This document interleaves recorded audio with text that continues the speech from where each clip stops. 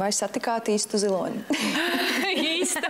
Jā, un vairāk kārtīgi. Un es visiem iesaku, ja brauciena gala mērķis ir tā pati Kočanga sala, kas tulkojumā ir ziloņu sala. Jā.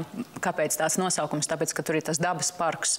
Un viņiem ir fantastiski šīs pastaigas ar ziloņiem. Tad tiešām, ja ir garais brauciens cauri Patājai un vēl cauri citām vietām, tad noteikti šo te ziloņu pastaigu ņemt Kočanga salā. Jo tā ilgst 2 stundas.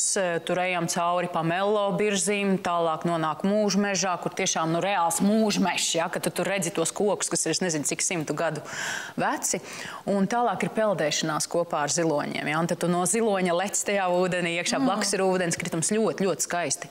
Man sanāca ļoti interesanti, ka man ir šis te jāšanas sports, ja, nu man atļāva uzsēsties zilonim uz galvas un viņu vadīt. Nu, vadīšana līdzīgi kā zirgam, tikai tu viņu vadi aiz ausīm. Un izrādās, es to ziloni biju aizvadījusi jau nost no takas, un es nesaprotu, ko tas mazais tajietis man skrien pakaļ un kliedz. Es tur, kur gribu, tur man tas zilonīts arī iet. Ja.